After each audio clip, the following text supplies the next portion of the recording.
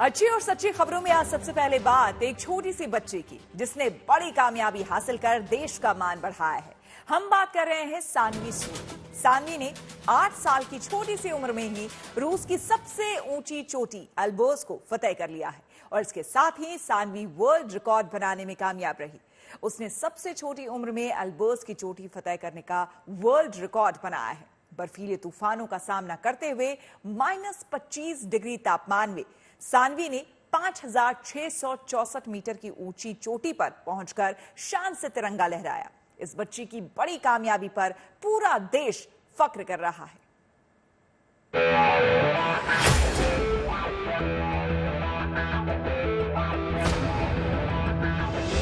भारत माता की जय, भारत माता की। छोटी उम्र बड़ा कमाल, ऐसा ही कर दिखाया है इस क्यूट सी बच्ची ने। नाम है सानवी सूद, उम्र महज 8 साल। लेकिन इतनी छोटी सी उम्र में ही सानवी ने पर्वतारोहण में वर्ल्ड रिकॉर्ड बनाकर एक बड़ी उपलब्धि हासिल की है।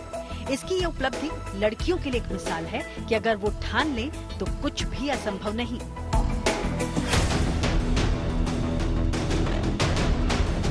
छोटी सी पर्वतारोही सानवी एक बार फिर कामयाबी के शिखर पर पहुंची है। इस बार सानवी ने रूस की सबसे ऊंची चोटी माउंट एल्ब्रस को फतेह किया है और ऐसा कर वो माउंट एल्ब्रस की चोटी पर चढ़ाई करने वाली दुनिया की सबसे कम उम्र की पर्वतारोही बन गई है। सानवी जब वर्ल्ड रिकॉर्ड बनाकर रूस से देश लौटी तो दिल्ली एयरपोर्ट पर लोग उसका बेसब्री के साथ इंतजार करते नजर आए। वो हाथों में सानवी की कामयाबी का पोस्टर लेकर उसके स्वागत में खड़े थे। सानवी जब अपने पिता के साथ पहुंची तो हर किसी का दिल उसके स्वागत में मानो बिछ गया।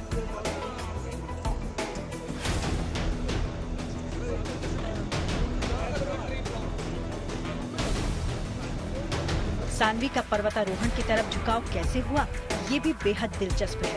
सानवी ने खुद बताया उसका ये सफर कैसे शुरू हुआ। हमने एक मूवी देखी थी एवरेस्ट, फिर मैंने पापा से पूछा कि पापा क्या मैं एवरेस्ट जा सकती हूँ। उन्होंने कहा नहीं, बट कह रहे थे कि हम माउंट एवरेस्ट बेस कैंप जा सकते हैं। तो मैंने फर्स्ट टाइम वहाँ से शुरू किया। कितने साल के थे आप जब आप माउंट एवरेस्ट बेस कैंप तक गए थे? मैं 7 इयर्स थी जब मैं माउंट एवरेस्ट बेस कैंप गई थी। पंजाब के रोपड़ की रहने वाली सानवी जब महज 6.5 साल की थी तभी उसने पर्वतारोही बनना तय कर लिया, जिसे पिता दीपक सूद का साथ मिला और फिर पर्वतारोहण में सानवी कीर्तिमान रचने लगी।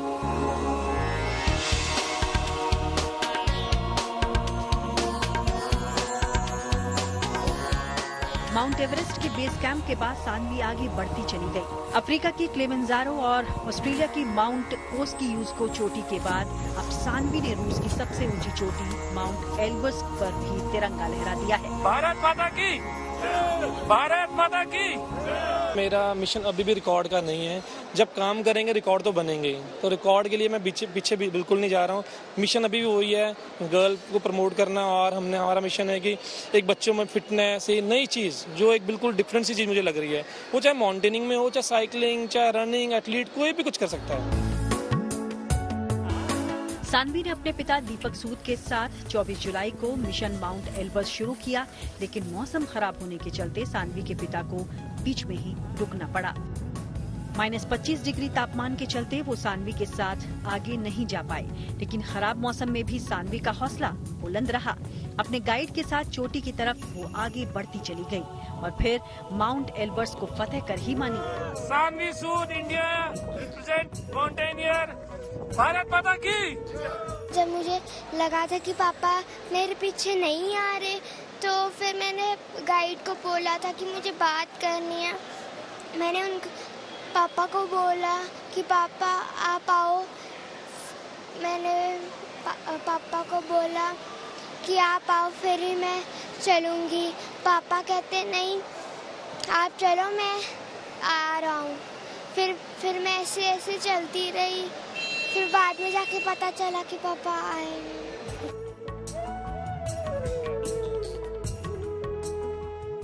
तीसरी क्लास में पढ़ने वाली सानवी को पर्वतारोहण के साथ साथ गाना, पेंटिंग का भी बहुत शौक है और आगे वो पायलट बनना चाहती है।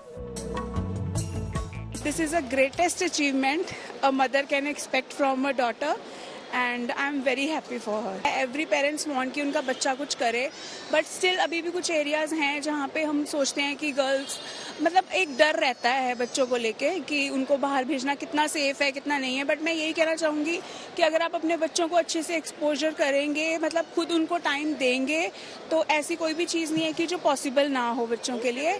सो वी शुड सपोर्ट देम।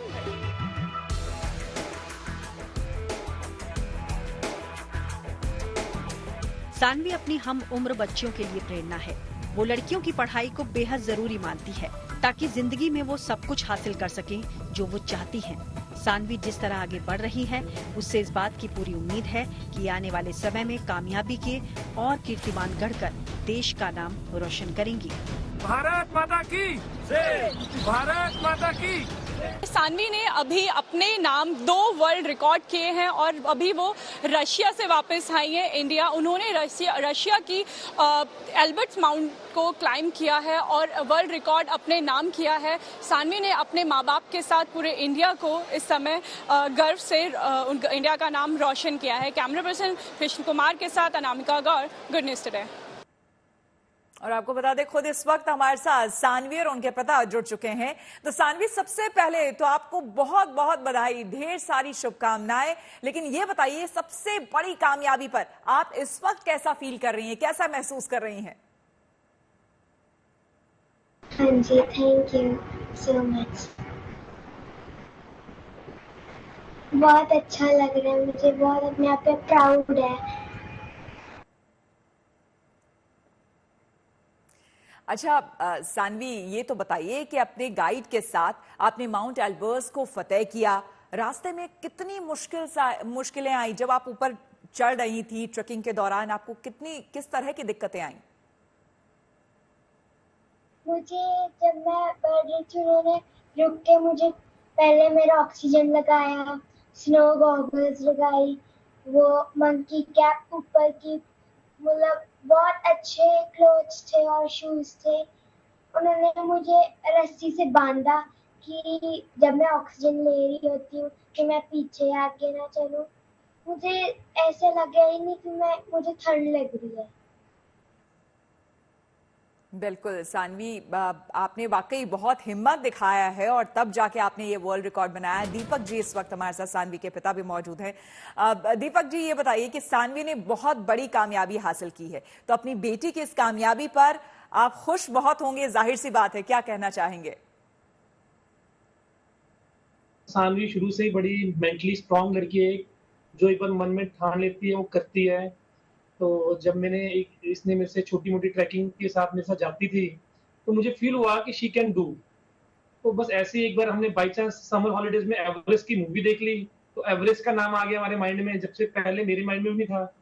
बस एवरेस्ट बेस कैंप से हमारी कहानी शुरू हुई और आज ऐसा दिन आ गया जब सानवी ने हिंदुस्तान का नाम बहुत सुनहरी अक्षरों में लिख के सबको बहुत प्राउड फील करवाया। बिल्कुल। देखिए दीपक जी, जहां तक मुझे जानकारी है, जब आप ये जो माउंट एल्बर्स की चढ़ाई है, ये आप दोनों ने साथ में ही शुरुआत इसकी की थी। -25 डिग्री वहां पर तापमान था, लेकिन बीच रास्ते में आपको रुकना पड़ा। लेकिन सानवी मंजिल की तरफ बढ़ती चली गई और उसने चोटी फतेह करके ही आखिरकार दम लिया। मैं थोड़ा सा मेरे मन में हुआ कि नहीं यार, किसी पॉइंट पे अगर सेंटर में जाके मुझे कुछ इशू हुआ तो मैं इसको वीक ना कर दूं। और सेकंड, अगर सानवी को कुछ सानवी ऑक्सीजन लगा के जा रही थी, जैसे मैंने इसको देखा ना जाते हुए, ये बड़ी स्ट्रांगली जा रही थी, क्योंकि मेरे से थोड़ा 50 मीटर आगे थी, रस्सी के सारे लाइन में, सब लोग लाइन में जा रहे थे, बट ये बहुत स्ट्रांगली जा रही थी और किसी को रुक के औरों को डिस्टर्ब नहीं कर रही थी। तो मुझे लगा कहीं मैं इसको देख के आगे जाके कहीं मैं वीक ना पड़ जाऊं कि बेटी वीक हो रही है, लेट्स गो बैक। तो मैं उस वीकनेस को दूर करने के लिए आई जस्ट थिंक कि मैं छोड़ देता हूँ, लेट हर गो, जो बेस्ट होगा शी कैन डू। और मैंने इसको वॉकी टॉकी पे मोटिवेट करता रहा, इसको बताता रहा मैं पीछे आ रहा हूँ, बट उस चीज को इसने बहुत स्ट्रांगली और बहुत अनइमेजिनेबल मैं बोलूँ इसने क्लाइम किया उसे। चलिए, शुक्रिया आप दोनों का हमसे बात करने के लिए, और सानवी को एक बार फिर से ढेरों शुभकामनाएं। माउंट एल्बर्स की सबसे ऊंची चोटी तक पहुंचना सानवी के लिए बेहद मुश्किल रहा, लेकिन अपने हौसले के दम पर उसने वर्ल्ड रिकॉर्ड बना डाला। इसको लेकर मनाली के trekker and adventure tour operator Praveen Sood का क्या कहना है, सुनिए। माउंटेनिंग एक्सपीडिशन में जाते हैं तो फर्स्ट तो आप स्नो बाउंड एरिया में जाते हैं, काफी आइस और टेक्निकल क्लाइंबिंग जो नेगोशिएट करनी पड़ती है, और सबसे बड़ी चुनौती होती है जो एलिवेशन की और जो ठंड या स्नो स्टॉर्म्स आ सकते हैं। ये एक बहुत बड़ी उपलब्धि है जिस एज में इस लड़की ने ये कारनामा करके दिखाया हुआ है, क्योंकि एक एज्ड इंसान के लिए भी मेंटली इतना स्ट्रांग होना कि आप अपनी फिजिकल एंड्योरेंस को पुश करें और इतनी हार्श एनवायरनमेंट को आप बेयर करें, कई बार गिव इन कर देते हैं बड़े से बड़ा माउंटेनियर भी। पर इस एज में 8 साल की उम्र में इस लड़की ने ये रशिया की सबसे बड़ी चोटी को फतेह किया है, वो एक बहुत बड़ी उपलब्धि है। मेन तो एल्टीट्यूड फैक्टर होता है, और एल्टीट्यूड अलग अलग इंसान के ऊपर डिफरेंट तरीके से अफेक्ट करता है, और इसके साथ साथ जो एक्सटर्नल फैक्टर्स है, जैसे मैं बोल रहा हूँ बर्फ है या आइस है, टेक्निकल क्लाइंबिंग, जो क्रवासेस आपको नेगोशिएट करने हैं, वो सब कुछ करने के लिए आपको एक बहुत स्ट्रांग माइंडसेट और फिजिकल एंड्योरेंस चाहिए होती है, जिसके लिए प्रॉपर ट्रेनिंग और एक माइंडसेट ही हेल्प कर सकता है। चलिए बढ़ेंगे आगे, और अब बात आत्मनिर्भर बनते भारत की नई ताकत की। जी हां, रक्षा क्षेत्र में भारत ने एक और ऊंचाई को छुआ है। मेक इन इंडिया के तहत बनाए गए anti tank guided missile Dhruvastra अपने सफल परीक्षणों के बाद सरहद पर तैनाती के लिए तैयार है। ध्रुवास्त्र दुश्मनों के टैंकों के लिए काल है। इस घातक मिसाइल के सारे टेस्ट पूरे हो चुके हैं।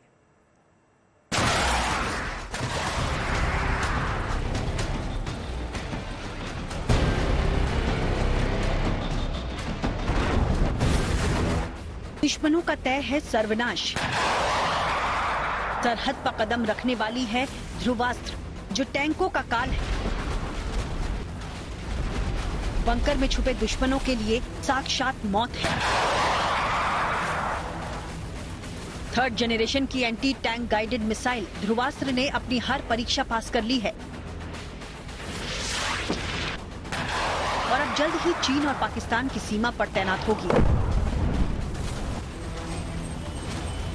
ये भारतीय सेना और वायुसेना के हेलीकॉप्टरों और फाइटर जेट्स में तैनात होने के लिए तैयार है। ये मिसाइल फायर एंड फॉरगेट यानी दागो और भूल जाओ के सिद्धांत पर काम करती है। मतलब ये कि इसने एक बार टारगेट को लॉक कर लिया तो समझिए उसकी तबाही तय है। दुश्मन चाहे जहां भी छुपा हो, आंखों से भले ही ना दिख रहा हो, लेकिन वो इस मिसाइल की नजरों से बच नहीं सकता। अगर टारगेट ने रास्ता बदल लिया तो ये रास्ता बदलकर उसका पीछा करती है। मिसाइल में लगी इंफ्रारेड इमेजिंग सीकर तकनीक इस काम में मिसाइल की मदद करती है, जो मिसाइल के लॉन्च होने के साथ ही सक्रिय हो जाता है। 828 किलोमीटर प्रति घंटा की रफ्तार से हमला करने वाली ध्रुवास्त्र मिसाइल से दुश्मन के टैंक को बचने का कोई मौका नहीं मिलेगा। मिसाइल के गिरते ही दुश्मन का टैंक खाक में तब्दील हो जाएगा। सेल्फ गाइडेड मिसाइल ध्रुवास्त्र की रेंज 20 किलोमीटर तक है। ये तीसरी पीढ़ी की टैंक रोधी मिसाइल यानी एंटी टैंक गाइडेड मिसाइल प्रणाली है, जिसे LCH प्रचंड पर भी तैनात किया जा सकता है। ये मिसाइल हर मौसम में हमला कर सकती है। ये दिन के साथ रात में भी सटीक निशाना लगाती है। इसका वजन करीब 45 किलोग्राम है। इसमें 8 किलोग्राम विस्फोटक लगाया जा सकता है। DRDO ने कड़ी मेहनत के बाद इस मिसाइल को सेना में शामिल होने के काबिल बनाया है। पिछले कई साल से इस मिसाइल का लगातार परीक्षण चल रहा था। हर परीक्षण में इस मिसाइल ने सटीक निशाना लगाकर अपनी काबिलियत साबित की। इसे हेलिना के नाम से भी जानते हैं। इसे ये नाम इसलिए दिया गया क्योंकि ये हेलीकॉप्टर से दागी जाती है। पिछले साल यानी 2022 में इंडियन आर्मी और एयरफोर्स ने 24 घंटे में इसके 2 सफल परीक्षण किए थे। इसे एडवांस लाइट हेलीकॉप्टर से लॉन्च किया गया था। हेलिना को ज्यादा ऊंचाई और रेंज के साथ टेस्ट किया गया। टेस्ट में मिसाइल ने बेहद सटीकता के साथ टारगेट को हिट किया। ये दुनिया की बेहतरीन और अत्याधुनिक एंटी टैंक हथियारों में से एक है। इसमें 8 किलोग्राम वॉरहेड लगाकर बड़े से बड़े और खतरनाक टैंक, बंकर या बख्तरबंद वाहन को उड़ाया जा सकता है। इसमें सॉलिड प्रोपेलेंट रॉकेट बूस्टर लगा है, जो इसे उड़ने में मदद करता है। साल 2021 में भी इस मिसाइल का सफल परीक्षण हुआ था। पहले इसे नाग मिसाइल के नाम से जाना जाता था। डीआरडीओ ने ध्रुवास्त्र मिसाइल को पूरी तरह स्वदेशी तकनीक से तैयार किया है। इस मिसाइल की वजह से ही भारत ने हेलीकॉप्टर से फायर होने वाले मिसाइलों के आयात पर पाबंदी लगा दी है। सेना इस ध्रुवास्त्र मिसाइल को ध्रुव हेलीकॉप्टर, एडवांस लाइट हेलीकॉप्टर समेत दूसरे लड़ाकू हेलीकॉप्टरों में लगा सकती है। हेलिना का सफल परीक्षण डीआरडीओ और सेना के लिए बड़ी उपलब्धि है। अब एंटी टैंक गाइडेड मिसाइल के लिए भारत को दूसरे देश पर निर्भर नहीं रहना पड़ेगा। Bureau report, good news today. और ध्रुवास्त्र मिसाइल दुश्मनों पर किस कदर कहर बरपा सकती है और क्या है इसकी असली ताकत जो टैंकों के परखच्चे उड़ा देती है, इसके बारे में बता रहे हैं रक्षा विशेषज्ञ यूके देवनाथ। खास बात यह है कि यह दुश्मन के टैंक को 4 किलोमीटर की दूरी से निशाना बनाकर ध्वस्त कर सकता है। ये एक फायर एंड फॉरगेट मिसाइल है और डायरेक्ट अटैक के अलावा इसमें एक सुविधा है जिसे टॉप अटैक मोड कहते हैं। यानी लॉन्च के बाद ये ऊपर जाती है और फिर शत्रु के टैंक को ऊपर से अटैक करती है। जानने वाली बात यह है कि दुश्मन का टैंक साइड से तो मजबूत होता है, सामने से भी बहुत मोटा उसका आर्मर होता है, लेकिन सब टैंक ऊपर से यानी टॉप से आमतौर पर थोड़ा कमजोर होते हैं। इसीलिए ध्रुवास्त्र में जो टॉप अटैक मोड है वो युद्ध के दौरान बहुत ही कारगर, सफल और इफेक्टिव साबित होगा। बढ़ेंगे आगे और अब बात बाघों की। 4 दिन पहले ही इंटरनेशनल टाइगर्स डे यानी कि अंतर्राष्ट्रीय बाघ दिवस मनाया गया है, जिसकी शुरुआत 2010 में रूस के सेंट पीटर्सबर्ग से हुई। आज से करीब 13 साल पहले कई देशों की तरफ से बाघों को बचाने का वैश्विक लक्ष्य रखा गया था। उसका नतीजा अब साफ साफ दिखने लगा है। बाघों को बचाने में भारत का योगदान बड़ा साबित हो रहा है। दुनिया भर में ऐसे 13 देश ही हैं जहां बाघ पाए जाते हैं, जिनमें भारत, बांग्लादेश, भूटान, कंबोडिया, चीन, इंडोनेशिया, लाओपीडियार, मलेशिया, म्यांमार, नेपाल, रूस, थाईलैंड और वियतनाम शामिल हैं। इनमें बाघों की आबादी का 75% हिस्सा भारत में ही मौजूद है।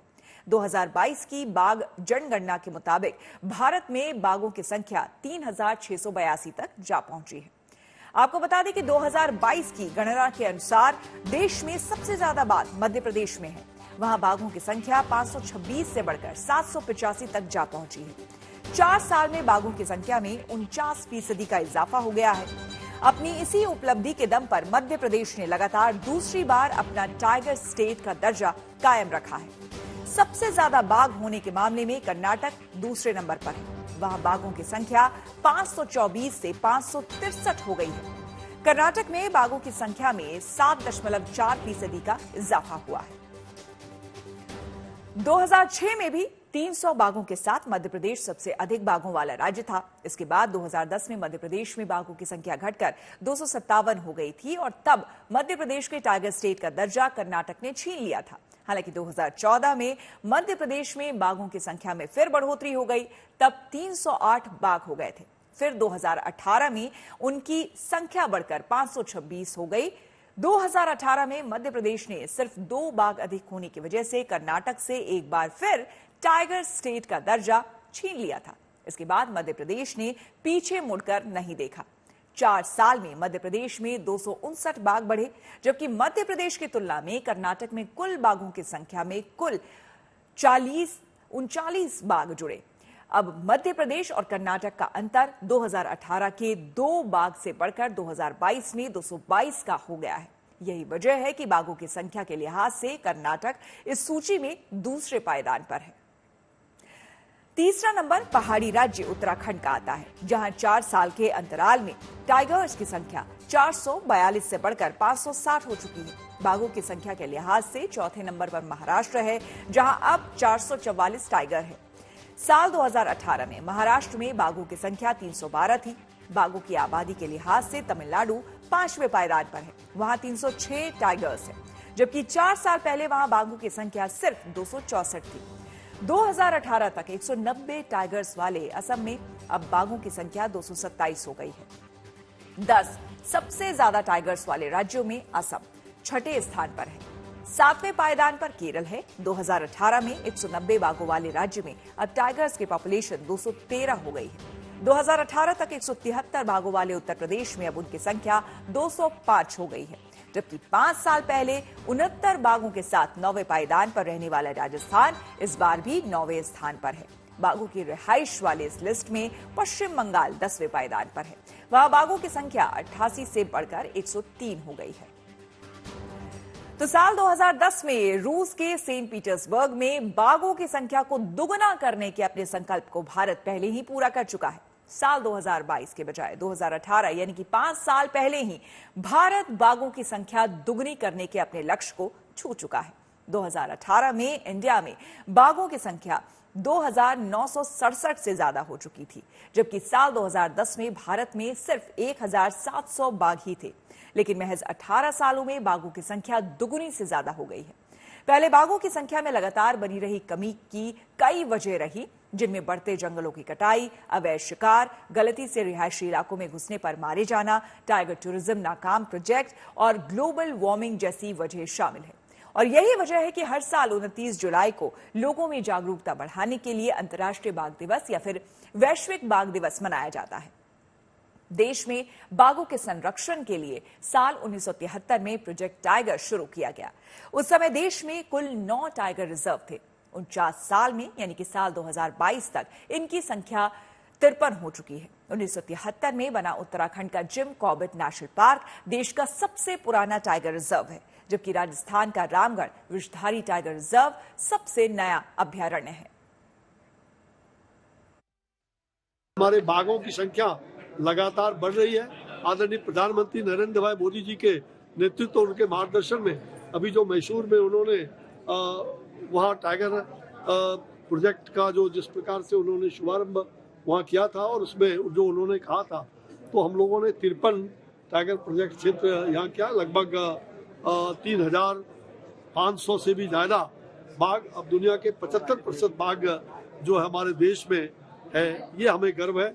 हम चीता को भी, उसका प्रजाति को भी जो समाप्त हो गया था, उसको भी प्रधानमंत्री जी के नेतृत्व में चीता प्रजाति को भी हमने यहाँ आगे बढ़ाने का काम किया है।